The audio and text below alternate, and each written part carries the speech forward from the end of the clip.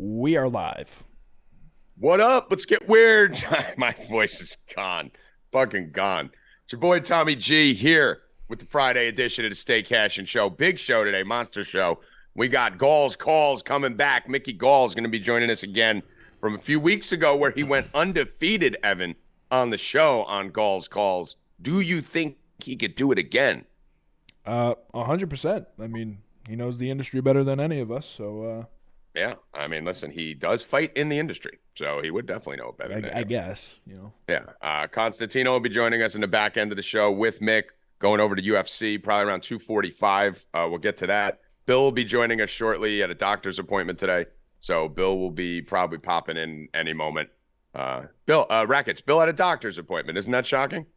Yeah, he texted the Stay Cashin thread, and he's like, been waiting in the doctor's office forever. Just He's waiting. gonna be in a mood. Stay waiting. He's gonna be in a mood. We need a whiteboard behind me or something that says days since Bill's been to the doctor. Well, you'll be erasing it every day. It's every fucking day. Guys at the doctor every day. I have no voice. Me and Mike and our boy Hector went to the Stress Factory last night. Mickey Gall and Gerard were doing a live podcast there. And I mean, it was fun. I'm going to save the stories for the back end when Mike comes on. So we'll get through all this and get to that by 2:45. But I have no voice. Rackets, you know Enzo, the wrestler? Yeah, Enzo Amore, dude. WWE. Yeah, we're hanging out. We're hanging out with him. That's my boy now. I love that fucking dude. Hang out with him, Frankie Enzo Amore. Jimmy Miller, Roger from the Jersey Shore. I mean, there was like a million people there. It was just a circus. And just a bunch of Guidos. That's just a bunch of meatheads. bunch of people like me, except with muscles. Yeah. In the same room. And it was fun. It was a lot of fun. We stayed out real late. And I got a story to tell you guys when Constantino comes on about how I tried to fight Constantino. He pissed on me, and then I stole his car. I heard the story of the pre-show. It's amazing. Yeah, that's all the details you get. I got pissed on. I kicked him in the dick. I stole his car, and we pulled over to fight in the middle of the road. I think he was peeing on the double yellow line. Like, he was peeing right in the middle of us. We should not have been in a car. I wasn't driving until I stole his car. So get ready. It's going to be a lot of fun. What do we got for headlines here? Let's get to the headlines. Let's get to the bets. Let's get it all out of the way right away. That was the best headline we could have, so honestly. I can sleep. Yeah. Headlines are done. That was the best. All right. Well, let's keep it moving. Two headlines only today. First off is Dalvin Cook officially got released from the Vikings. A lot of speculation that he's going to be a Dolphin. I mean, he has to be a Dolphin. That's the number one spot. I talked to one of my boys who knows him pretty well. He said he's going to be a Dolphin. I mean, he's going to be a Dolphin. That's it. He's going to be a Dolphin. That's happening. So we could do all the pontificating we want, but he's going to be a Miami Dolphin. That's as close to a fact as possible. Rackets, what do you think that does for the Dolphins over there? Can you hear me okay with this mic? I sound fine? Yeah. Yeah, you just sound... Outside of the fact that I have a fucking dick in my throat right now and I can't speak? Yes, exactly. No, I think he's a perfect scheme fit there. I think he's awesome. Yeah. I think it fits it right They in. need one, too. I mean, God, if they just got anyone but Tua at quarterback, I hate Tua, but even with him, that's a fucking dangerous deal. I mean, the AFC East is stacked now with the Jets getting better.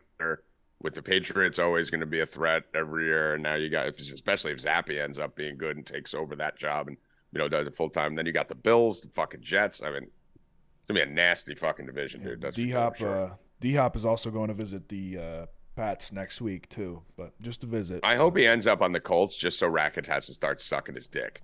That's what I would, too. Because they say, dude, Rackets is like an Aaron Hicks fan now. So that proves, too, that no matter who the fuck enters Rackets' favorite team. I'm going to cheer for him. But who was the first one saying DeAndre Hopkins was fucking washed and you were talking shit? You were. I mean, listen, it's not done yet because with Kyler Murray as your quarterback, everyone looks washed. It's close, though. It's close. Listen, I got 1 year on Russell Wilson this year, and I got 1 year on DeAndre Hopkins between you and Ghost. So I need a decent year or a good year out of Russell Wilson and a good year out of DeAndre Hopkins, or else you two will have been. He turned into he turned into Mike Evans, dude. There's nothing after the catch there anymore. That's true. But I mean, keep in mind, it's Kyler Murray.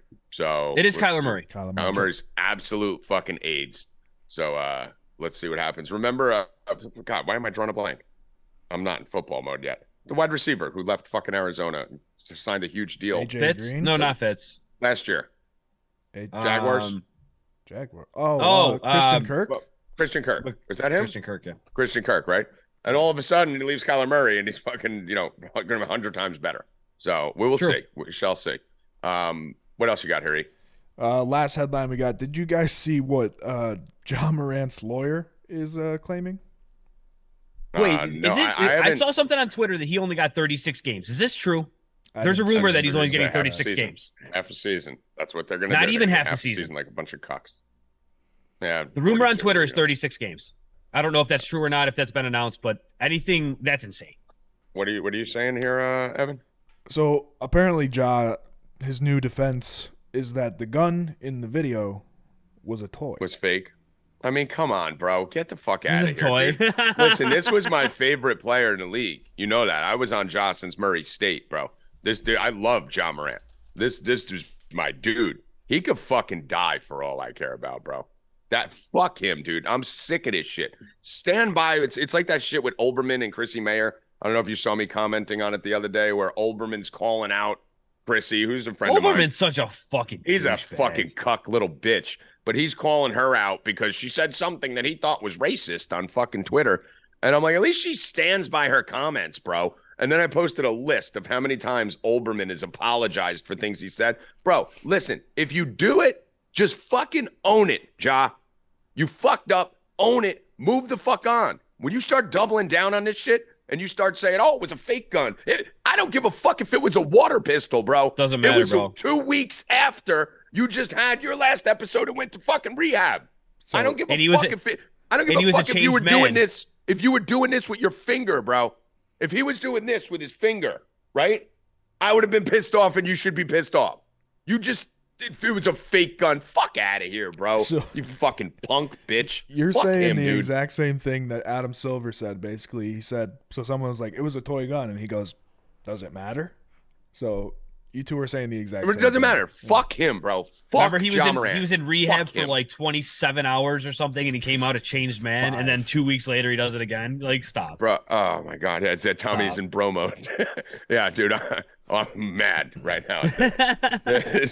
I mean, this motherfucker, dude. Oh my God. I hate him right now. I can't. It's so hard, like, to go from loving someone so much when I don't like, I don't dick suck or dick ride athletes. I love this dude. I thought he was amazing. I was like touting him and fucking, making money off him. I seriously, if they told me John Morant got in a car crash today, I'd be like, good. Get him the fuck out of here, bro. Fuck him. He'd miss more than 36 games. Yeah. Maybe then he'll miss this season. But, dude, I'm dead. Just own it, dude. Just own it. Just say I was stupid. I'd rather him claim mental health bullshit or fucking say that, he has a problem or something. Dude, claim something else. Don't say it was a toy. What? Fucking a month later, Evan? This was 3 weeks ago, wasn't it?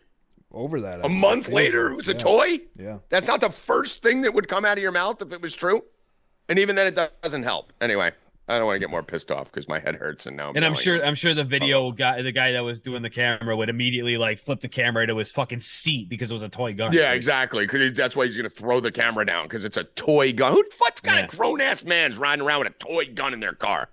Fucking acting like a gangster right around a toy gun. That makes you look worse, bro. I'd at least want to think you're being a thug and you're running around with a gun. You're telling me it's a toy? Now you're just a cuck. You're a little punk. 100%. What are you talking about? Yeah, Super I'm soaker, a he's like, bad man. I ride around with a toy gun. My fucking nephew, who's 7 years old, rides around with a toy gun. Fucking talking about. Evan, carry on. There's actually one more headline that I want to talk about, and that's Zion Williamson. So he comes out the other day and announces that him and his girlfriend, fiance, wife, whatever the fuck it is they're pregnant. So he's going to have a kid. Oh, I saw that. That's That shit's followed wild. by one porn star releasing all the DMs from her and Zion. Basically, he's fucking her and flying her out to New Orleans and stuff. And so, whatever. Internet goes crazy over that. The next day, another porn star comes out and says that she's been fucking Zion too. I know. It's so amazing.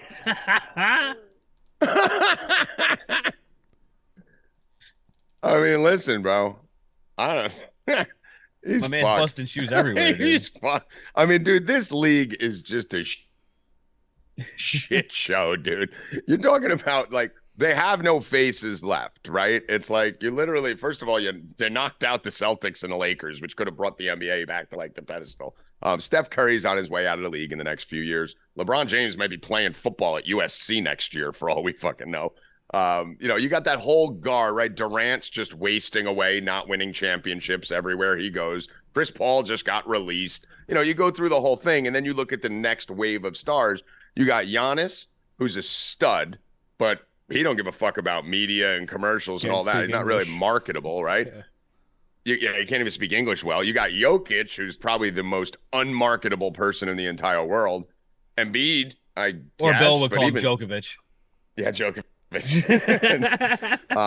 Embiid, I guess, but I mean, it's a guards league, so you can't really market your center, and he keeps choking in the fucking playoffs every year. I mean, you really got nothing, and the future was Zion and Ja.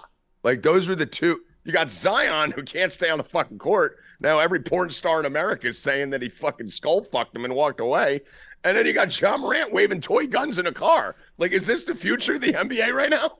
Like, there's nothing there, dude. Like, what are you going to market? Devin Booker, who's fucking a Kardashian? Like, what do you got? You got nothing in this league. This league's done when this old guard retires. Victor.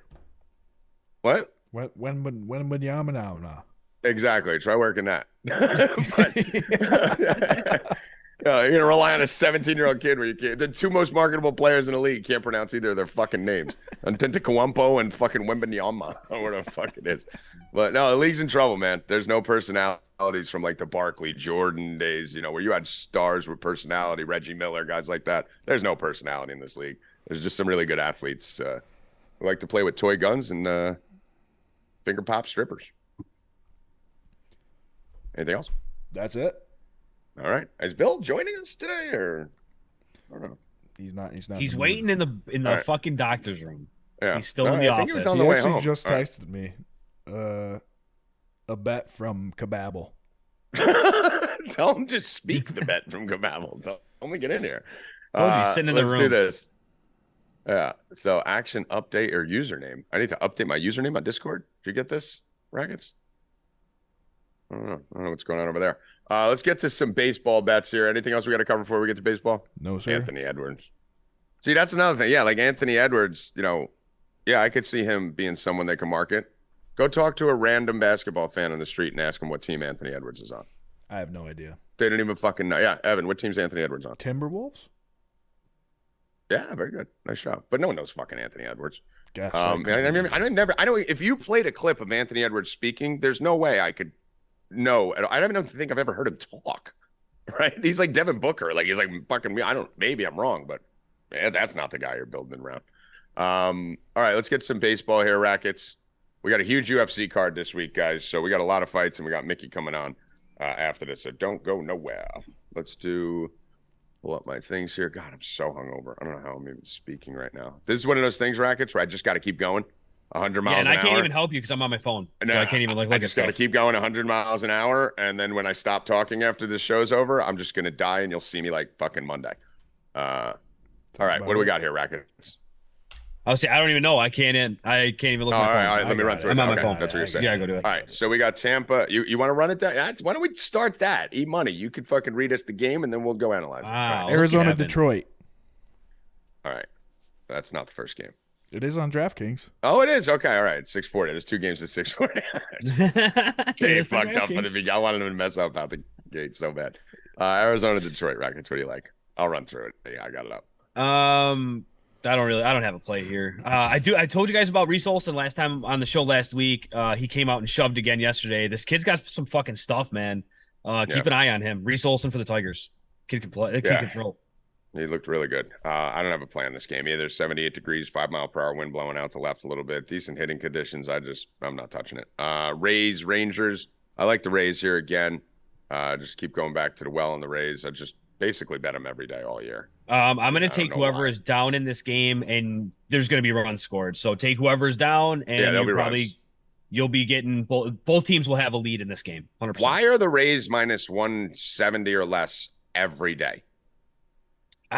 Why? I don't know. Why? I don't get it. They've won, 7 in a row again? I mean, this fucking team, all they do is win. They're 46-19, and every day they're between 120 and 170. Like, how are they not 240 every day? And they're home. I mean, today against the Rangers, I get it, but I mean, it's still. I agree. It's still. I mean, 180, 190, fine, okay, but I mean, they're winning every day until they start losing. You got to fucking raise these lines. So yeah, give me the fucking raise minus 170. Philly versus the Dodgers, Rackets, Suarez and Grove. Weather situation in this game. I think this was one of the good weather games. Let me just see. It's fine. 70 degrees, slight crosswind. Dodgers, but I'm not playing it. I'm not touching this game. I'm not going near it. How about, these are all the different orders on every site. You're right, Evan. Every site I look at's got a different order. Mets at Pirates. Galati's Parades minus 116 against the AAA Mets. Oh my God. Like anything here? I'm okay with the Pirates. I don't want anything to do with the Mets, and they're they're blowing leads like no tomorrow, dude. 3 straight against the Braves. Bro, they won a game in like a month? Like, when the fuck is the last time they won a game? June. They should have swept the Braves. Did you realize that, right? Fucking Frank the Tank was his name the Mets or the June Swoon on Twitter. It's the funniest fucking thing, dude. He makes videos every day of them just fucking tanking. It's amazing. Guy's funny, man. But I mean, dude, they literally should have won every game in this series, right? Yep. And they should have won 2 of the games. They just lose. Yep. They just find a way to lose. Free falling, dude. I don't want nothing to do with the Mets. I thought the game was over yesterday. I was at the fucking comedy club, so I didn't have a chance to watch as much stuff. I saw the Mets were up fucking like, weren't they up like 10 to fucking 6 or something? They've blown 3-run plus leads in all 3 games of that series. Yeah, right here. 5, 6, 8, 9, 10 to 3. They were up yesterday. And they ended up losing 13-10. I thought the bet was done. I thought I lost. Yep. And then I came back later. I was like, 13, what the fuck happened here? Ended up in extras, yeah. Yeah, so give me the Pirates. Fuck it. Fuck the Mets. Give me I would be on the Pirates too. They're starting to hit the ball a little better too. Yeah, minus 116, looks like. Yeah, I mean, I just like posting my cat gif with the Pirate. He's the best. Let's go Garrett Cole, Yankees versus the Boston Red Sox, and Whitlock. Minus 154 on Cole here. Weather in New York. You could actually breathe outside again. That is a good sign for me and everyone else who lives in this area. It looks like we're going to be getting some rain into the stadium. I'm seeing around 30% chance pretty much throughout the game. So it doesn't look anything too intimidating. 67 degrees, slight wind blowing in. It's not hot here anymore, so not great hitting weather. I think it's just a straight play on the Yankees for me here. But what do you think, Rackets? You tend to like the Red Sox. No, I like the Yankees, but Cole hasn't been himself over the last few starts in May, and obviously he hasn't had a start yet in June, but he's been giving up a lot more home runs, and I think Rafi Devers takes him deep again tonight. Yes, so, I'm definitely that's good. I forgot about that. I like the Devers home run, but I do think the Yankees won. Devers, I do like that. Let's put that in here. I'm gonna do Devers does own Cole. Let's go Devers. I'm just trying to see what the 4 bases are compared to. So Devers 4+ bases is plus 250. Devers home run is plus 300. So I'd rather say minus 110. Yeah. Minus 350. So here's a new thing that I've been doing, guys. I say again, we mentioned it a week ago on the show. You guys could do it. I'm betting 4+ bases instead of home runs. Just because for plus 250, I get 4 bases. For a home run, it's plus 300, right? And you know he's going to hit the ball hard. So you're taking the fucking wall out of it. Yeah. And the other thing about it is, too, I'll sacrifice the 50 cents. I think you could add like an RBI and a run to it, too. Let me see. To record a run, minus 105, and record an RBI, minus 120. It comes to 263, right? Which is the same as a home run. 4 bases, a run, and an RBI. The difference is you can get 2 doubles and get there. You can get, 3 singles and a double and get there. You can go 4 for 4 with 4 singles and get there. And again, I didn't think it was going to happen that often, but the first 4 times I did it, Rackets, 3 of them I won, and I would have lost if I did the home run. It was like Judge and someone else on the same day, both hit with 2 doubles. So put that in there. Devers plus 250 for 4+ bases. FanDuel has that. I don't know if a lot of the other sites have 4 bases. A lot of them only go to 2. And Yankees also, Evan. Find the best line on the Yanks here. I am functioning at a very high level compared to where my brain is right now. We got a dono from Dan Cronin. Minus 150. Dono from Dan Cronin saying $20. Tommy G, go buy some Honey Jack to soothe your throat. Mike's Thank honey, you, Dan. hot honey. See? Get some And, I mean, Mike's hot honey. DC, Shout out. I'm not sponsored. If you're listening, Mike Hot Honey, I would like a deal. Get the sponsorship, Rackets. I would like a deal, Mike's Hot Honey. All right, you want the deal. All right. And then we'll start promoting you, Mike's Hot Honey. Yes. Blank's Hot Honey. Then we'll start promoting you, Blank's Hot Honey. Just so you beep it out whenever Rackets. Shout out, though. This shit is delicious. Bruno, I'm going to use that 20 bones to go buy some honey. That's what I'm going to do. That's what you should do. All right. What's the next game on the board? I'm all over the place. Once I switch gears, my mind stops. What was the last one? Yankees? My mind's like a lawnmower right now, like where you got to vroom to get it going, and then once it stops, Royals, Orioles. Royals, Orioles. Oh, go Rackets. What's the line on the O's? I don't even know. Minus 180. Oh my God! Come on. 175. A little high for a team that's not really. Wait till they go down a run or two. I'm not betting the minus 175. Yeah, I do like it though. That's too much. I would, if I was going to bet anything, I'd bet on the Orioles today, but I can't lay 180 on that team right now. Nope. Blue Jays, Twins, Sonny Gray versus Kukuch. Kukuch. What do we like? Twinsies. Give me some Twins, dude. I'm a Sonny Gray mark. All those Yankees, dude. I like the all Twins those here in this spot. I don't know if I want to make it an official play because I stopped fucking with the Blue Jays, and I've been having a lot of success stopping fucking with the Blue Jays. So if you want to put it in as a play. No, I'm not going to put it in as a play, but I like the Twins. If you want to parlay something with the Twins, do that. I would also lean Twins in that one. Houston versus the Indians, Astros, Indians, Allen versus Javier. I mean, Astros are another team. They're not on the same level anywhere near the Rays. Their lines have been very favorable lately where I'm okay even if they're losing. Like, I think they lost like 3 in a row. But they're all close games. They're 3-2 games, 2-1. Their last 4 losses. 2-1, 3-2, 3-2, and then that 5-1 game. So they're right in it. And they've cashed two straight of the DraftKings early wins up too, because they've gone up 2-0 in both of those games that they lost. All right, there you go. Amazing. But yeah, so for me, like I know they're slumping a little bit right now, but as long as a team isn't getting fucking mollywopped or blowing gigantic leads late like the Mets, I'm good still taking them. So I'm gonna go with the Astros here, minus 110.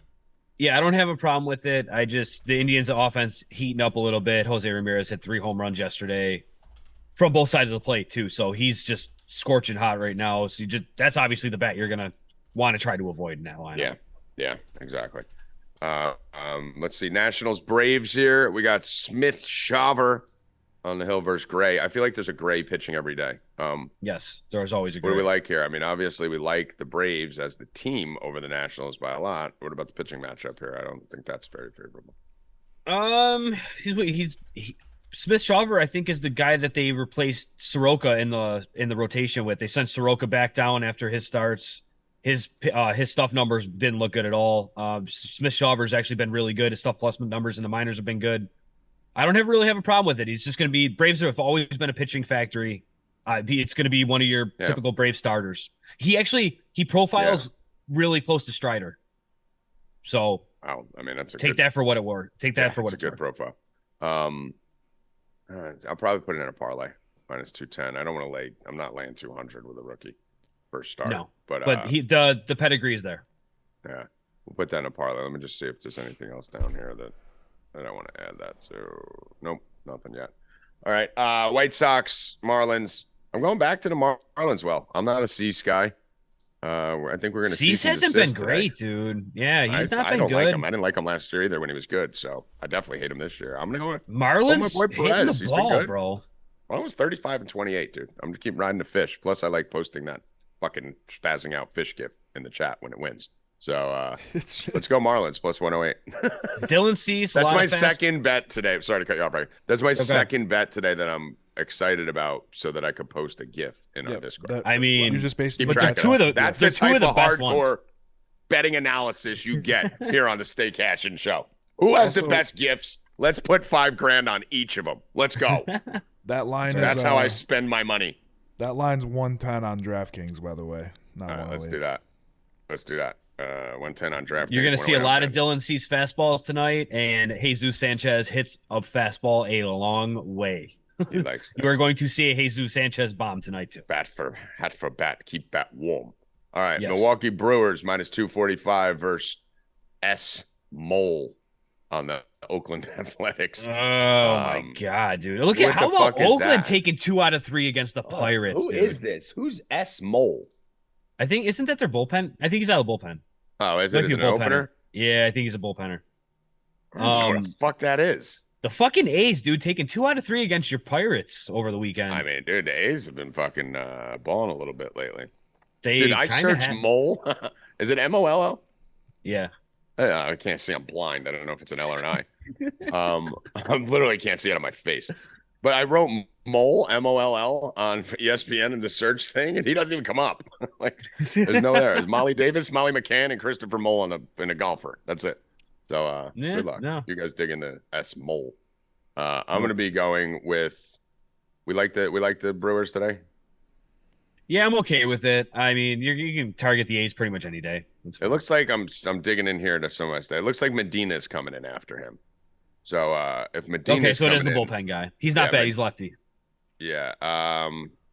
Yeah. Right. Medina's the righty. You're talking about the opener. Yeah, I'm talking about Mole. Yeah. Medina's fucking anal fissures, dude. This guy's ass, dude. Medina is terrible. Last start, 2 innings, 6 earned runs. Before that, 5 innings, 5 earned runs, 5 innings, 3 earned runs, 5 innings, 7 earned runs, 6. He had 2 decent starts with 6 innings, 3 earned runs. But there will be runs today. Let's parlay that with the Braves. So let's do that. Let's do Brewers, Braves, plus 112. Brewers, Braves, money both on the money line, plus 112. About 5 minutes till we bring Mickey on and Mike and Mickey in the waiting room. Let me know when they get there. No, Mickey, let's do St. Louis Cardinals. Mickey. I told him, I was like, Mick, he came up because he went on stage yesterday. I'm like, they got to play your intro song when you go on stage, bro. They got to. And only the Bring It On version, not the real version. You got to do the Bring It On one. Bring It On. Cardinal, you and Bill with that Bring It On shit. Cardinal, fucking losers. Cardinals, Reds, Lively Montgomery. Reds, baby. Give me the fucking Reds. Ben Lively, dude. I like his stuff a little bit. That offense, give me the Reds. Give me the fucking Reds. I don't hate it.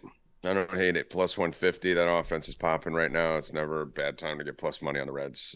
I'm not going to make. You can run on the Cardinals too. Yeah, I like the Reds. Plus 150. All right, put that down. Let's go. Rockies game in Coors. We got Gomber versus Darvish here. We only got 2 games left, and then we'll get to the good stuff here. Gomber, Gary Darvish, fucking Sanchez, Tommy G. Is he still Gary hot? Sanchez is scorching. He's still hot. He's still hot. Fucking Mets can't win a game, and they fucking traded away the hottest guy in baseball. What did they just cut him? The Mets, fucking idiots. Yeah, they just cut him. Give Padres, dude. Give me Padres.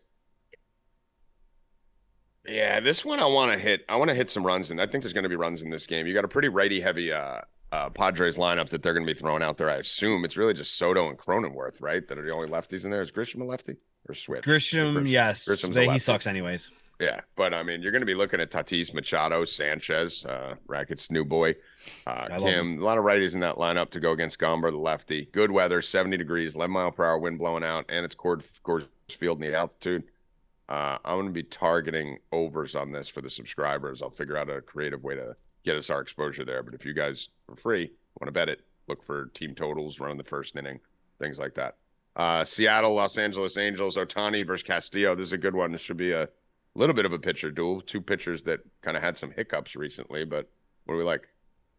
I can get neither of these starters right. I love Ohtani, but I'm staying away from this forever. I don't want anything. I'm not betting it either because I can't get them right lately either. I don't think anyone can. I don't think they. I think the last time I bet the Mariners, Castillo gave up like 6 runs. So I'm just not doing it. Evan, you're working on Mike and Mick, right? Mike's here.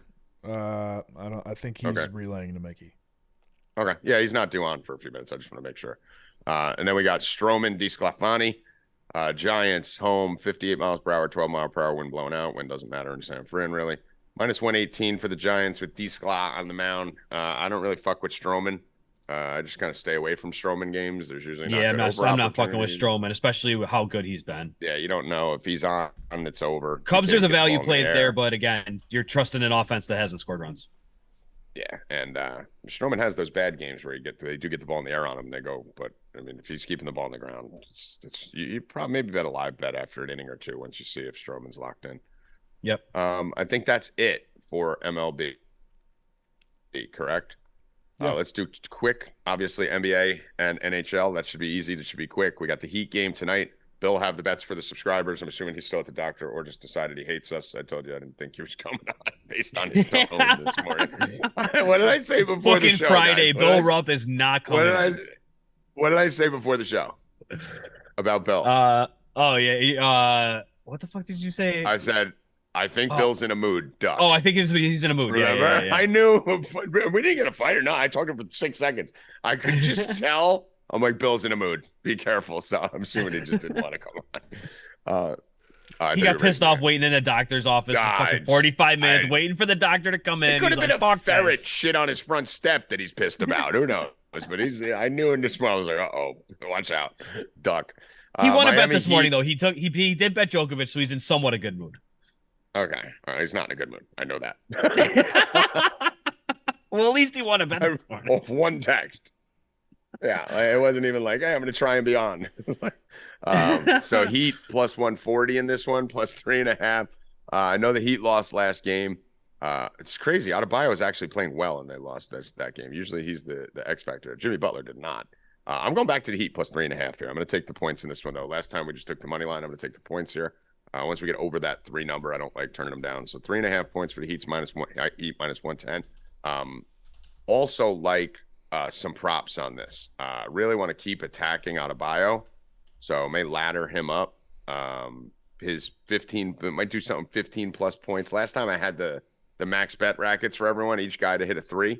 I had 6 players in it. The only person who didn't hit the 3 was Michael Porter Jr., who took literally 37 threes in the 4 games prior and took 2 the other night.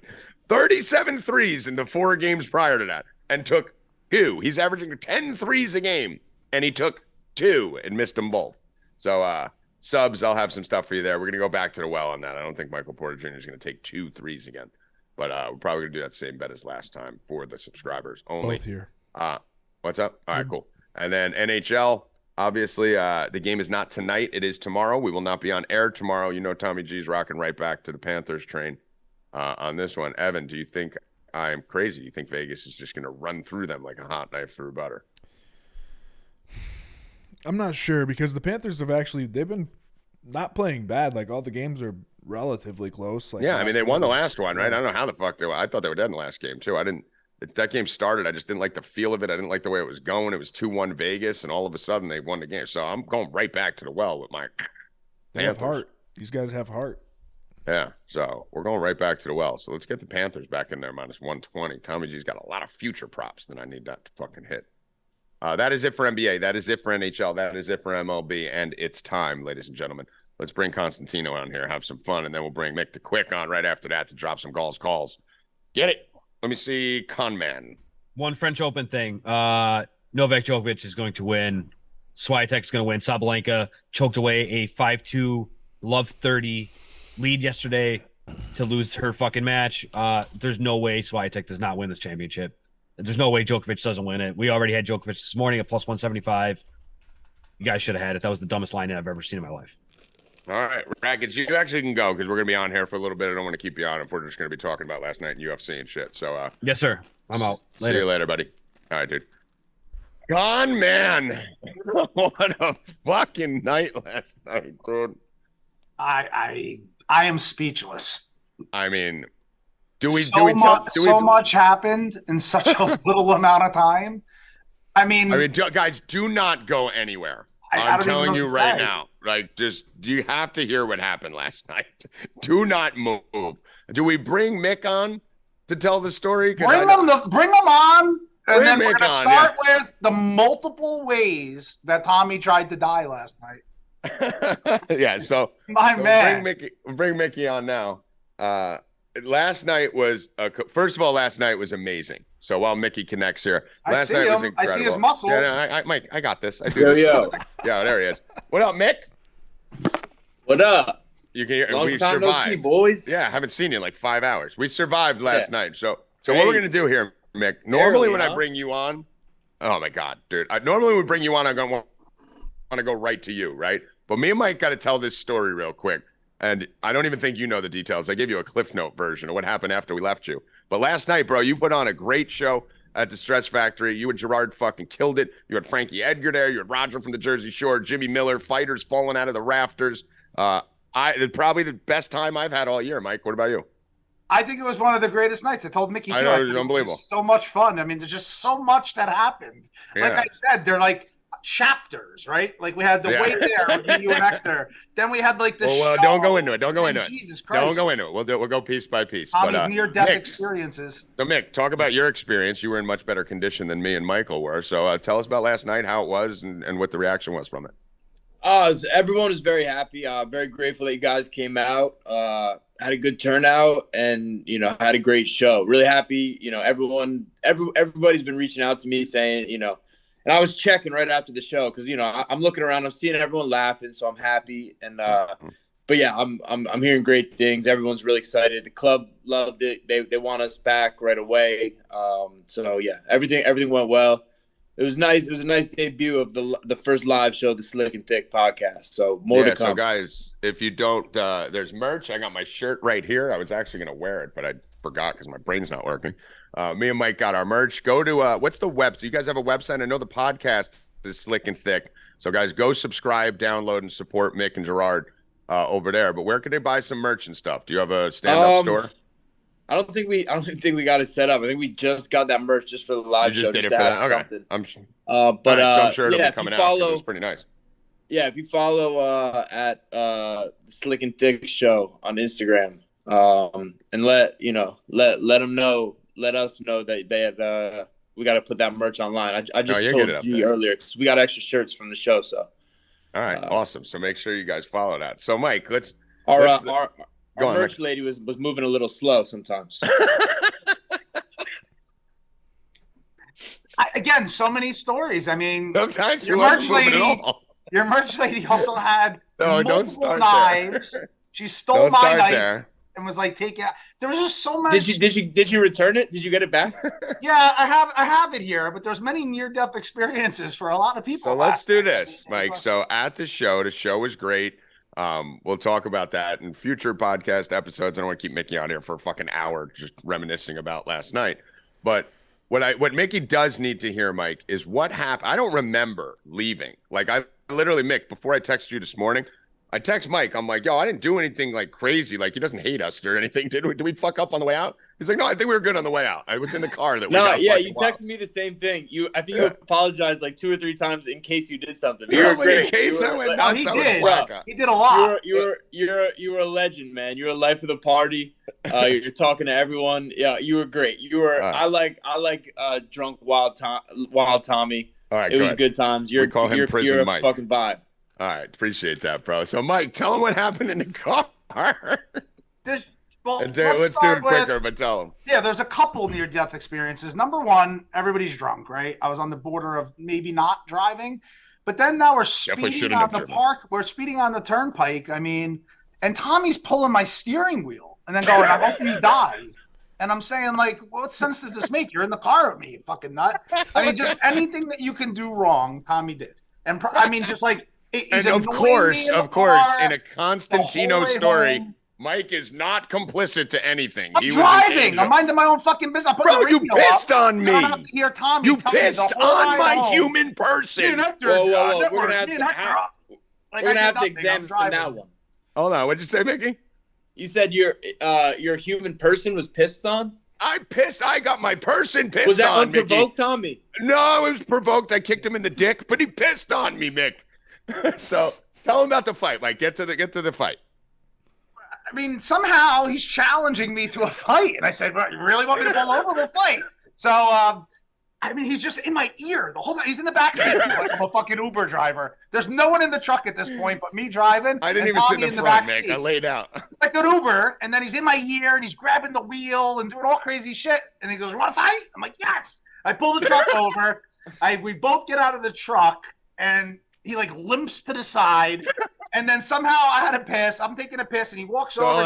So what was happening was Mike was. So I wanted to fight Mike bad. We were going, and I just wanted to fight him. And Michael kicked my ass. He fucking knows jujitsu and all this fucking weird shit, but I'll die trying. So I'm like, we're fighting. So he just gets pissed off, pulls the car over. All right, fuck this. We're fighting. I go, let's go. I throw the door open. We're in the middle of a fucking road. Okay, this isn't like in a parking lot. Throw my door open. He throws his door open. We go, and then I realize that he's really going to probably try and hurt me right now. So I'm like dodging him and like dipping from him and sticking away. And he goes, hold on, I got to piss. So as he's pissing, he's pissing on the street. I come from behind him and kicked my leg up through his pants and kicked him right in the dick. Right, Mike? Oof. He did, and if that's not enough, when he walked away, now I'm midstream, and he comes back front facing now to come kick me again. So I pissed on him. I was like shooting him with it, and then he's like, ah! And then he jumps. I feel like the doors are open to the car. Not only does he kick me in my dick twice, and I piss on him, he then jumps into my driver's seat and pulls off, steals my car with both doors open, driving down the road, and I'm just like, oh my god, what the fuck is going on here? I mean, complete mayhem. Tommy, you are the definition of a wild card, my friend. Oh yes, yes. Like, that is, like those experiences. Like you don't pull over with your boy who's lying. By the way, lying in the back of the car like it's your own Uber. That's a pro move right there. It's a great move right there. Not a good co-pilot move, but a good fucking good for you move. Pulling over, wanting to fight, and then deciding you're going to be very evasive in your fighting. You tired him out. You used exhaust hunting. You knew that eventually that bladder was gonna wear on him, and you went and peed, and then you went right for the dick. Twist his now, neck. Mike, did he catch balls in there, or was it all? He actually, from the back, he like did a good job with his shin coming underneath it, and his like foot curled up, and he kicked me as I'm pissing, and it like shot up. Then he had the balls. Well, in my head, Mike, I was trying to circled like a vulture, and then tried to come at me again, threatening to kick my dick again, limping, all fucked up. And he kicked it again, and I pissed on him at that point. The thought, Mick, was I'm obviously like the thing with Mike, like I could fight, but I can't get close to him, right? So I got to stay at range. You know, I got to keep my range. So by kicking him in the dick, another state, it kept me about 3 feet away. So that was the plan. Hey, look, so there's a reason why pokes to the eyes, fish hooking, kicks to the balls are illegal. Back to the head strike because they all work really, really well. He's got the fingers to do it. Yeah, so in street fights, attack the balls in the eyes. Yeah, it was basically like a Spike, like hey Spike, smack, whatever. What a night! What a night! There's just so much. And I don't even. We can't gloss over the fact that Tommy literally bought every single person in the bar, everyone, a drink. Even when we're leaving, everybody's on the way out, and then I had a bill too, and I'm signing my credit card. And he's coming and going, LIT shots, and he orders all these shots. Like he's outside already, and now I'm paying for the fucking LIT shots. People have no idea who the fuck they are. Well, they closed the bar, so I got him to keep the bar open for another 15 minutes. So I was doing. Tommy is the new mayor of Blackthorn in New Brunswick. Yeah, they probably have my phone too, so I need to go. They were texting him today, Mickey. Somebody texted Tommy today and said, "Thanks for having my back." Thanks for having my back. And thanks for the drinks. Who knows? I probably got a fight on the street. I was talking to a homeless guy for 20 minutes. All right, let's get to some UFC here, Mick. Quick. Have you had a chance to look at the card yet? We'll talk about last time you were on here. You went, I think, 3-0 or 4-0. Fucking called a plus 450 knockout by the Immortal. I mean, you were on fire. So you got a big fucking fan base here. Looking for some fire again. What's your overall take on the card from a high level view, Mick? Honestly, so there's a couple great fights on the card. And I'll tell you the truth. I think I said this on the last one. I don't feel like I'm awesome at picking fights. I think it's worked out. I obviously know what I'm talking about a little bit, but this is a hard one. This is a tough card. There's a lot of fights that could really go either way, just like any other night. But we do have some thoughts going in here. All right. And we got some name brands on the card, right? We got Nunez fighting at the top. You got Anders on the card, Ige. Yeah, the co-main event is huge. I think that's one of the best fights, one of the best matchups in the world right now between Dariush Oliveira. Dariush Oliveira, yeah. Wow, I didn't even realize that was on this card, Mike. I'm just looking at it now. This card's that's a great. All right, so Mikey, why don't you lead from here? Let me go grab a water real quick while you lead. So tee up Mickey to whatever you guys are going to talk about, and then I'll come in and tell pound that water, Tommy. I'm bringing my gallon like a meathead like you two. And I'm glad the universe punished him, too, and he lost one of his cell phones. Fuck yourself. I'm going to beat your ass when I get off this show. Hey, Tommy, before you go. Okay, go. He's gone. All right, so, what we like to do, too, is when you have a connection to somebody on the card, and we have a lot of connections. Obviously, me with Amanda Nunes, and, Mickey was at AMA when she trained there. We have somebody on this card that Mickey fought and then we have a couple people that Mickey trained with. And then in that great fight that Mickey mentioned in the co-main event, Charles Oliveira versus Beneil Dariush, I actually cornered against each of them, going 1-1. Jimmy Miller submitting Charles Oliveira, and then it was Beneil Dariush. Charlie Brenneman Beneil. Yeah, his UFC debut, Beneil. Yeah, I remember them. I remember both of them. I watched both of those live as well. That was a tough How fight. about when Jim submitted Oliveira with that knee bar? That was that's the fight that I cornered. I didn't corner the second That was Oliveira's first loss.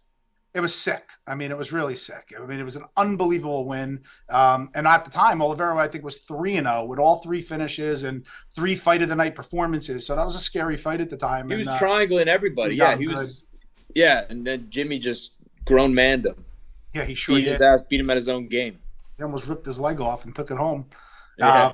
Let's start, Mickey, with somebody who you fought, right?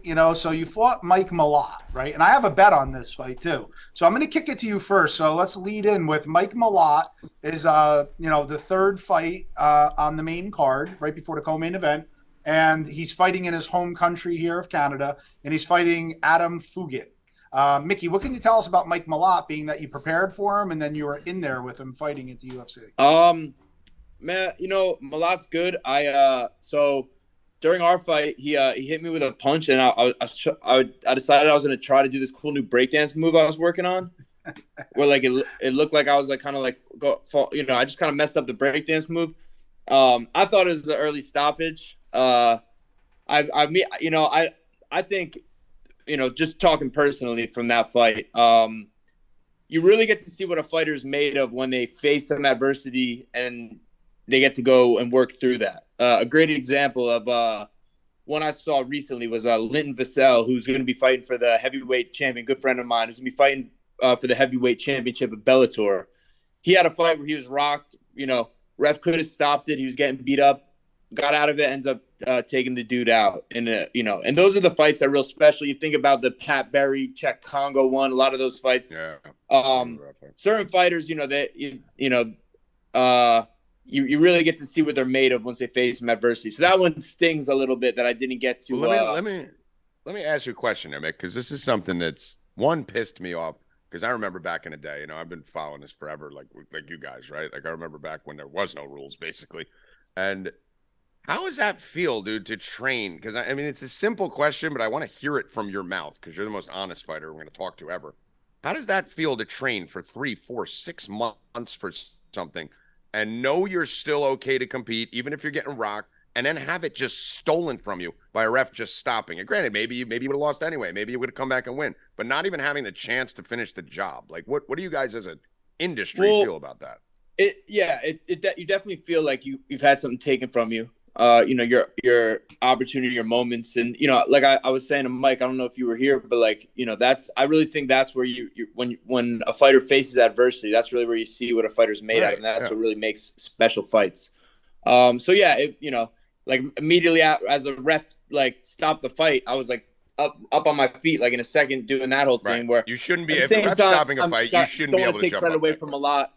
Don't want to take credit away from Malott. He landed a good check left hook, and made me practice one of my breakdance moves in the middle of where was it? Jacksonville or something.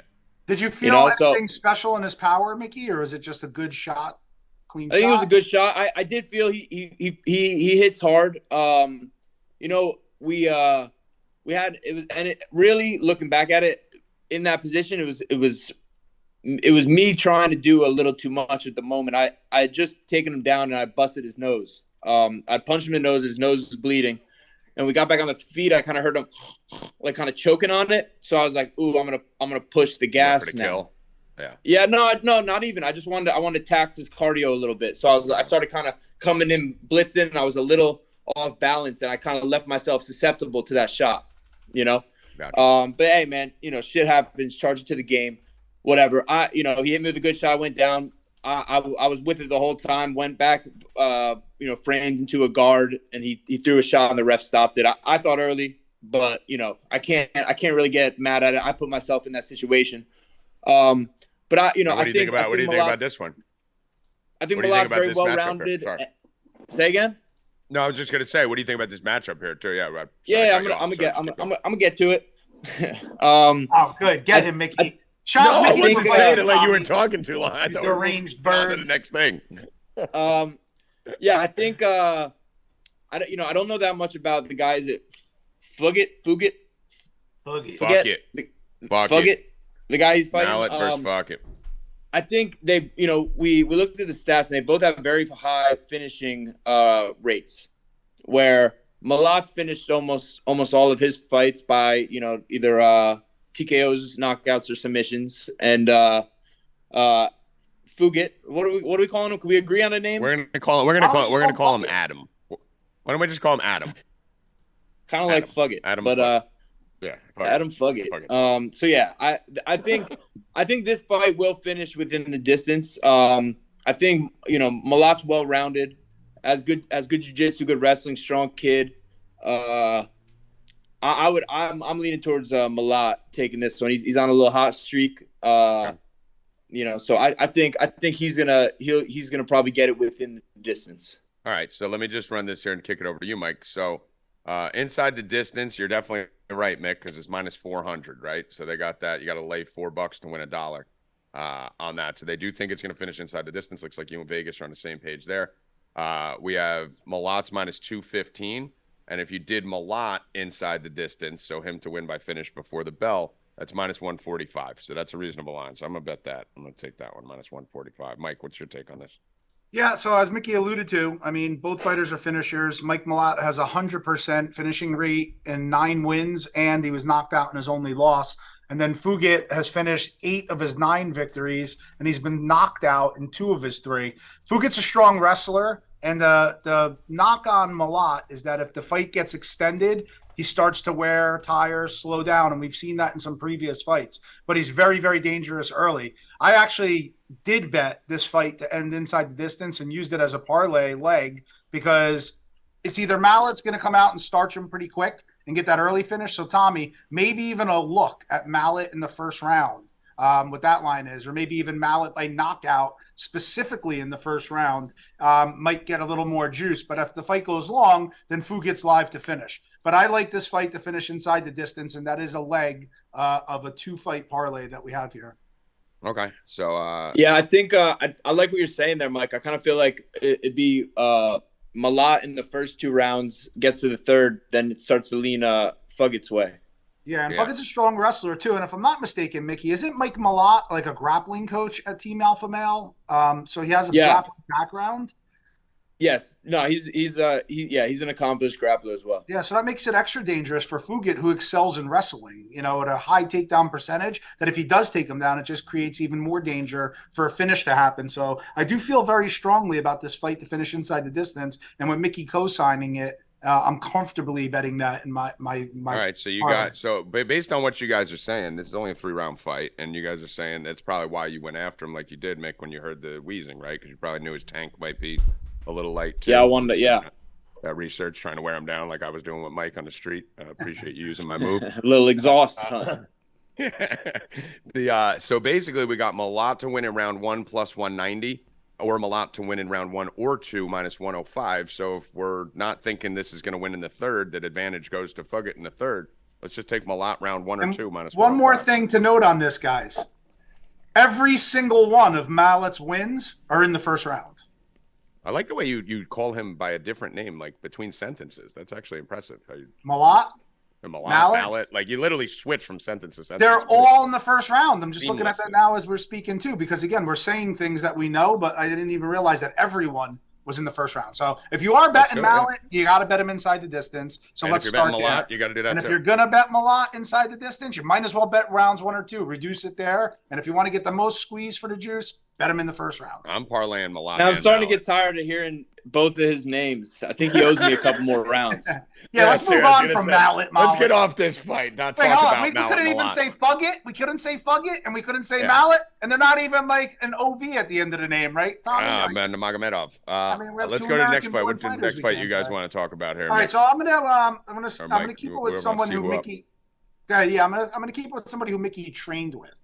And that's Ayman Zahabi. So let's get into this fight here. We have Ayman Zahabi, who's the brother, right, of Firas Zahabi of TriStar. I was going to say, yeah, the name sounds familiar. I don't remember. All right, that's why. and he's fighting Keeling Oyori, which is really pronounced like Kalichi. This is going to really throw you. It's like Kichi Ling. Like it's nothing like it's spelled. But let's call him fight. So you guys pick a name that we can we talk about the Builder fight or the Nelson? Oh, we're getting there. We're going to get our boy Blake Builder. But Mickey, what can you tell me about Ayman Zahabi? You've trained with him. What are his skill sets? What does he do good, bad, different? So Ayman is one of the leaders up at TriStar Gym. He's Frost's little brother. He he came up. He's been training since he was a kid, a young kid. Well-rounded. Everybody at that gym's well-rounded. Everybody at that gym, they started with like a karate background. They have a little bit of a karate style, karate stance. But they're well-rounded as well. Like I said, they have Danaher jiu-jitsu influence. Just very well-rounded. They know how to wrestle. They know how to do it all. I think that gym's also very smart, and I think when we haven't seen Ayman like fighting like all the time, but I think when Ayman is fighting, Ayman's ready to go, and watch out for Ayman Zahabi. Ayman's one of the real ones, man. He's a real martial artist, like a true example. Came up under Faraz and George St. Pierre, and I'm very much excited for Ayman to do his thing, and I think he will. All right. Okay, nice. great. So that's minus 105 too. So another even line too. So we're not laying any juice here on Mickey's last two plays. So that's good too. Let's go with Zahabi from Mick. Mike, what do you like? I actually don't have a play in this fight, so I'm going to defer to Mickey and listen to what he said. But I definitely wanted to touch on the fight, being that he trained with him. So I'll pass from a betting perspective here, and we can move on to another fight, which Tommy mentioned, Blake Builder.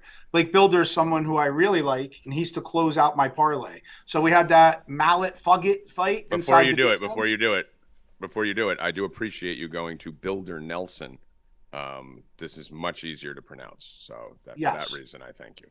So I'm going to have Blake Builder here, who I think is going to be better in this fight everywhere. He looked great in his UFC debut. He puts on a card. That's the kid from the show, right? Yeah, he did the Contender Series. Yeah. Okay.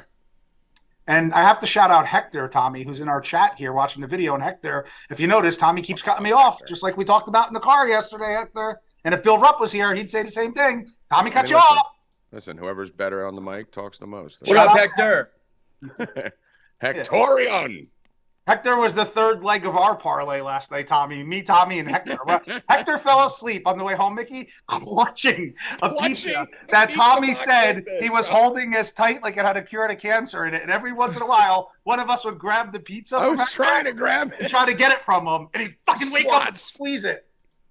Yeah, Hector's a big boy, man. Great. You guys better be careful. You would have lost some fingers there. Yeah, no, I was lightly reaching. No one's getting any of that pizza. He was dead asleep and guarding that thing. Go on, and it turns out his wife didn't even want it. Did you see the text this morning? I wanted it. All right, let me get to my fucking pick. That's good. Because I was thinking that when you were picking at it last night, Mike. What's that? When you were picking at the pizza at the bar, and Hector was just trying to get out of there, man. He was like, all right, enough of this. Hector was sleeping you're picking at the pizza. I'm like, his poor wife. He's like, Mike, can we please get Tommy out of here? Can we please get Tommy? Meanwhile, Tommy, you don't know this, Mickey. Tom's like a professional athlete with a knee injury. Tommy takes a cortisone shot before he goes to the bar, and he was walking last night like an able-bodied person. But Blake Builder, he's going to go with that fight inside the distance. I like Blake. He's better everywhere. High volume, good striking, good wrestling. And Kyle Nelson is just about average, but he's decent. And we know what he is at this point. And Blake Builder's on the come-up. Nelson's a middling, maybe lose and get cut. I like Builder to win this. Package him with that inside the distance at minus 132. That's my free bet parlay of this card. Mickey, you have any comment on this fight, or do you want to move along? No, I'm not super knowledgeable about either guy, so let's move along. Okay, so another fighter that Mickey trained with, Marc-Andre Barriault, is fighting Eric Anders. So why don't you kick this one off, Mick? Tell us a little bit about Barriault's skill sets, strengths, and weaknesses. Man, so Mark's another great guy, Canadian dude, fighting in his home country. I really feel like both of these guys are very similar in ways where they're both like kind of like juggernauts. Like Anders, he was like I think he was an Alabama linebacker, like beast football player. And Mark's a big, strong dude as well. is if you watch some of Mark's fights, he's he's a gamer. He's a gamer. He's choked people out. He's knocked people out. He puts good pressure on people. Puts people up against the fence, the cage. Has a good gas tank. And Eric Anders is he's no slouch. He doesn't he doesn't back away from anything. He doesn't shy away. He's tough, and he's a grinder to the end as well. I think, man, I'd like. What's the line on this one? This builder fight. 135. No, which one? No, we're not in a builder fight. Barry Alt is minus 135. The comeback on Anders as an underdog is plus 115. So it's pretty close. All right. Yeah, it's pretty even. Man, I might be my bias that Mark is my teammate, but I believe Mark will win. But again, I'm a little biased, guys. Yeah. I mean, listen, that's all right. You're biased. You're a little biased last time. You went 4-0. Maybe your squad is just that gangster. So, that's true. Maybe that's what's up. So, all right, Mike, you got another fight you want to go to, or you want to? Yeah, I don't really have a pick here. I always seem to get Eric Anders' fights wrong, but he's very athletic. He's got decent wrestling, and he's got heavy hands. And Barry Alt, as Mickey described, has a similar skill set. So that's one I might just watch and sit out. I do have a bet in the main event, which is Amanda Nunes against Irene Aldana. And because Mickey hit a plus 480 last time or whatever it is, I had to top it a little bit. So I'm going to give you a plus 500 on this fight. I like Amanda Nunes. You see this fucking asshole, Mick? I hope you. Yeah, I got to go just a little bit higher. I co-sign this one. I like it. Yeah, we're giving Mickey the credit then if it wins. Fuck you, trying to go over the top of him. All right. Well, listen, trying is the key word because he already succeeded. I have to try. Well, if Mickey's on it too, then I want it to win. Mickey's on it. We talked about it a little bit. Then good. I just don't want you to fucking win. If he can win, then good. I hope you thank lose. you, Tommy. You also tried to grab the wheel and kill me last night, so I'm not surprised. You're fucking pissed on me. Irene Aldana is a volume-based striker, and Amanda's great everywhere, right? That's why she's a female GOAT. She can fight with you on the feet, wrestle, and perform on the ground very well. Mickey, we saw her at AMA.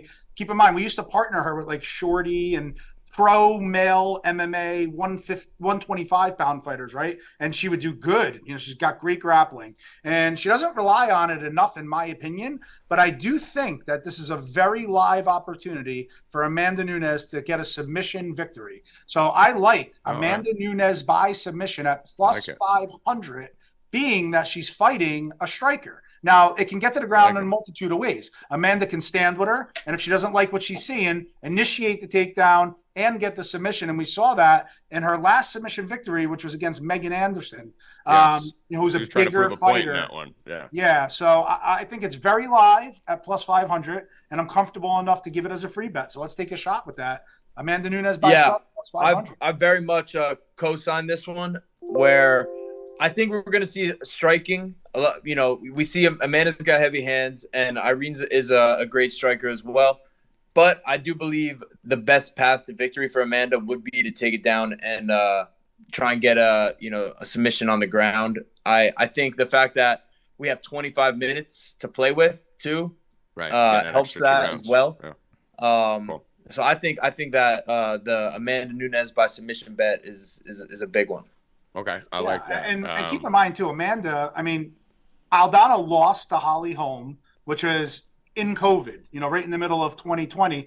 But that was the best fighter, she's ever faced. I mean, even her last two victories are Macy Chiasson, Yana Santos, and now she's getting a title shot, really. You know what I'm saying? So I think she's going to be outclassed here. I love Amanda. I think the minus 300 on Amanda is actually cheap. So I'll probably have Amanda in a million parlays as well, but also the submission prop. Yeah, I don't know if you said Amanda or if I misheard it because my brain's not working, but you meant Aldana with Holly Holm, right? Yeah, Aldana. Correct. Yeah, I don't know if I fucked it up or you fucked it up, but just make that clear. It was you. Probably me. I'm a fucking retard. By the way, double chance. I like TKO submission knockout DQ minus 140. So we just need Nunes to finish there inside the bell. So you can put that on the sheet for me. Yeah, I like that, Tommy. Good one. Mickey, did we give him a double cosign on that? I like that. I don't think Aldana. Yeah. Right, you're both on. I mean, you think she's gonna win by sub? You definitely got to be on the inside the bell, right? I'm with you on that one. But I really do like the plus. The Lioness is gonna come out for blood. I mean, that Pena fight. She got submitted. She submitted Megan Anderson right before that. I really like your submission bet, guys. I think that for plus 500, it's live at least, which is all you want at that point. So I like that angle. We'll do that, and then we'll put more units on the put more units on Nunez inside the distance, so that's just a sprinkle on the side. And hopefully we hit them both. All right. Yeah, we could even tier that, Tommy, right? We can even tier that. We can go like a 3-unit on Amanda and a parlay, and then maybe like 2 units inside the distance, 1 unit on submission. I'm going to max bet Nunez inside the distance -140 for 5 units, and then I'm going to put like a unit on the submission. So even if the sub loses and she finishes, and then I'm going to have Amanda in almost every parlay. So we'll sprinkle it and leg it like that. Sign up at 4deepbets.com. Get over there, and we will lay it all out for you, including Mickey's plays in there. So, Mike, anything else you want to chat with Mickey about before we let him go? Yeah, we talked about a couple other fights. I'm just going to mention 3 fights, and I'm going to let Mickey pick one that he wants to talk about. These are 3 very tough fights to handicap and call, as either side can win. One is the co-main event, which we touched on, Charles Oliveira against Beneil Dariush. Fight number 2 would be Dan Iggy against Nate the Train Landwehr, another great fight, tough one to call. And another tough fight to call, Nasruddin Imavov against Chris Curtis. So, Mickey, pick one of those 3, and we'll end it with breaking that down. Man, I guess, the Imavov Curtis, I imagine – I think I could touch on all three real quick. All right, let's do it. I think Imavov Curtis plays a very good defensive game. He's very slick. Looks like he takes a lot of shots, but he rolls with a lot of them. Has very, very good defense. But Imavov, he's the longer fighter, and I believe that if he plays his game right, he should be able to ride that to a victory. I'd probably say going the distance. The Landwehr Ige fight, it's to steal one of Mike's lines. I think Ige with his power could win the moments, while Landwehr could win the minutes. Okay. Landwehr is well-rounded, tough as hell. I've been very impressed with him in his last couple fights. And in the co-main event with Oliveira and Dariush, for some reason, man, I'm leaning towards Dariush. I just kind of feel like it's Dariush's time. I feel like it's it's kind of been his time. He's ready. I think we also might be holding Oliveira's last fight against him a little bit, where I don't think he was his best self, even though he was fighting one of the best fighters in the world right now, Islam Makhachev. I just don't think he came out and represented himself in his best, but that's just the way it goes sometimes. You got to have your best 15, 25 minutes when that moment strikes, and it doesn't always come together correctly. I think people need to realize Dariush is super high level on the ground, maybe even more high level than Oliveira.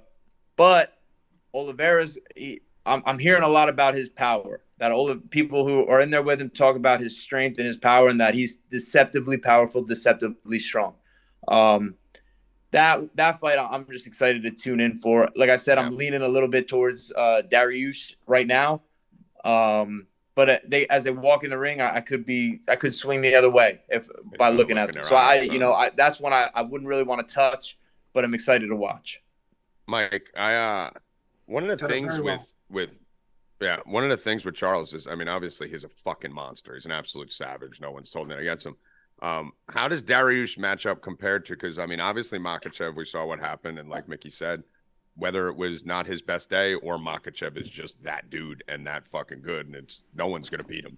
But the reality is, Mike, most of Charles' last few fights, you're talking Gaethje, Poirier, Chandler, Ferguson, Kevin Lee, and these are guys who want to bang, right? Who want to sit in the middle and just put on a show, most of those guys. Is Dariush going to approach it like that, you think? Or do you think he's going to, try and get slick here?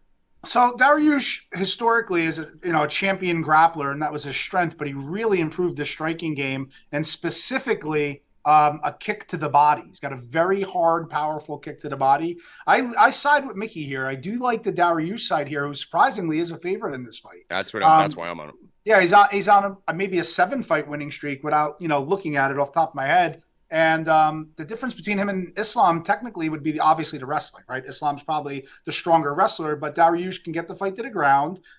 He averages almost 2 takedowns a fight. And the thing about Charles is so good off his back that he accepts the takedown a lot. He only has a 55% takedown defense. And Charles has been finished when he loses multiple times. And I think I see Dariush hurting him to the body with the kick, either taking his back standing, getting the fight to the ground. But I like Dariush here, and if he does win, I also think he finishes Charles Oliveira. So, Tommy, give me Dariush inside the distance, maybe. What's that line at? I don't even think you need to. He's minus 140 on the line. I mean, dude, I have something to add. 250 on that. I would take that. Speaking of, hold on. I have something to add to that. So, one thing we've seen Oliveira use a lot that I don't think he'll be able to put into play in this, and this is a little bit of kind of inside baseball too. If you are a very, very good jiu-jitsu fighter and you get hit and like get rocked, you'll see like when Oliveira fought Gaethje, he'll kind of just fall down, go to his back, get in his guard. And most of these guys are going to give him the time to clear the cobwebs because they're afraid to jump into his guard because it's dangerous down there. Right, yeah. Dariush drops him. Dariush is not going to be afraid to jump into his guard. So that's time that he's used to where you can kind of clear those cobwebs, kind of get a standing 8 count in an MMA fight because of your grappling reputation, your jiu-jitsu skills. I don't think that's going to be available for Oliveira there. So Dariush could swarm him, could catch him, swarm him, and kind of jump on him there. Where both of these guys have, against most other fighters, have the ability to get that little standing 8 count if they get rocked and feel shit starts to get a little funky. They could fall to their back, clear the time for a second. All right, the guy's going to back off because he doesn't want to hop in there. So I think that throws a little monkey wrench into what we've seen Oliveira do recently. And has employed it very well. And honestly, man, I wasn't even thinking about that because Diaz does that too, right? You see Nate Diaz do that. You see Oliveira do that, right? They'll kind of let themselves get knocked down and bait you to come on top of them to recover. That's a great point too, because Oliveira does that a lot. I mean, that's a big move of his when he gets popped. So if you guys are saying Dariush, and I obviously know Dariush not personally, but know him as a fighter. The thing I love about Dariush, Mike, he looks like a guy who's going to kick your ass in the ring and do your taxes. Like he looks like a broker from Goldman Sachs with. And he's such a gentleman. And he's the nicest guy. He just seems like such a gentleman, nice guy that's gonna help you avoid the IRS too after he beats. That's the guys you got to watch out for. Yeah, exactly. That is. I mean, I like the analysis. My play on here is obviously Dariush. This is strictly a line play for me. Reading the Vegas lines is one of the most important things we need to do in this business. We talk about it in the other sports. It's no different in MMA. This seems like a complete Oliveira trap. I can't imagine everyone's not jumping on Charles Oliveira plus money in this fight. So it seems like Vegas knows something that we don't, making this minus 152 for Beneil. That's a big line. I would imagine he'd be plus 120. So I'm going to ride with Vegas. Assume they're setting us up on the Oliveira side. So let's make that unanimous. We'll go all three on Dariush there, minus 150. All right, Mick, anything else you want to cover, promote, anything before we get out of here? No, man, that's it. Check out the Slick and Thick show. I'm at Mickey Gall, and I'll be back on Stay Cashin with you boys soon. Looking forward to talking again. Hey, Mike, you want to talk about Colombia? Oh, yeah, absolutely. Might as well. So we have an upcoming show. For those of you that don't know, Tommy, myself, Hector, we have Empire MMA, and now Mickey's going to be coming on board as the talent, whether it be in a commentating interview role. We're going to work that out. Sex appeal. We're going to send Mickey to Colombia. Mickey does Medellin. We're going to send the camera. And we're going to be coming up on July 8th is going to be our next show. And then after that, we're going to have a huge show in September 22nd. So we'll release more information on that soon. And now that we have the magic of Tommy G involved with a little sprinkle on top, it can only get better. You're going to let me loose in Colombia with all the cocaine that's out there? No, we're keeping you in America for the remote feed. But Christ, it's going to be a disaster. Yeah, it's a liability. Tommy in Colombia is a liability. There's no way I make it out of there without a cartel. Oh, the cartel will slit his throat in 2 seconds. I'm going to get fucking raped in the back of a van by a goat with some cartel member with a fucking AK standing over me. You're going to limp up to the wrong guy and ask him for the booger sugar. Thank God I'm going out there with a bunch of fucking assassins like you guys, so I'll be okay. So we'll talk to you a little bit more about that too. Mick, we're going to have you on a couple more times before then probably. So we'll do something before that July 8th show. Maybe we'll do some giveaways, some promos and stuff for everything in here. But make sure you guys are tuned in. It's a great podcast, dude. And it's not just Mick. Gerard is phenomenal too on that pod. So if you haven't listened to it, check it out. It's entertainment. They talk about everything from MMA to girls to conspiracies to politics. I mean, you name it, you guys covered on there. So definitely a good experience. Two great fucking dudes. Big fans of you guys as people and as entertainers. So as always, Mick, appreciate you coming on, brother. And let's get drunk soon. Hell yeah. My pleasure. Thanks for having me. Looking forward to chatting soon, boys. Thank you, Get on at Mickey Gall, MickeyGall. And Mickey, I'm going to try and get you to learn Twitter soon because you haven't sent a tweet in like 6 months. So I'm going to get your ass back on Twitter. Yeah. It's a weird place out there. It's weird. It's hard a enough to dumpster fire, get myself social mediaing as is. Maybe I'll be your social media consultant and I'll handle your Twitter. Oh yeah, that'll get canceled. He knows Tommy already. That's a mic drop on the way out. That a boy, Mick. All right, brother. Talk to you soon, baby. Later, boys. Yeah, Mick. Thanks. Evan Hand, ladies and gentlemen. How you doing over there, E-Money? Doing well. Yeah. So you got some stuff to clip up and probably make a fun little short out of there with me and Mike's story in the truck. How do you think it went? Do you, as someone who knows both of us, Evan, do you think Mike was as innocent as he claims he was, and it was all Tommy G? I mean, I don't think it was necessary to kick him in the dick. I mean, I got pissed on. But grab my steering wheel, Evan, at 80 miles an hour on the fucking turnpike. I have to agree with Mike here. I mean, okay, I'm just trying to survive. Okay, and let me just tell you this also, Evan, just so you know. Mike doesn't remember half the night because he was blackout drunk too. So you're just hearing Mike's And you're side. grabbing my wheel. Do you understand the problem? Right. I mean, you're rude. You're rude. Right. Yes. Have you guys seen that video of there's a girl, it just came out. There's a girl in the helicopter and like the pilot grabbed something up there and she like tries to go and grab it and it was the rotor brake.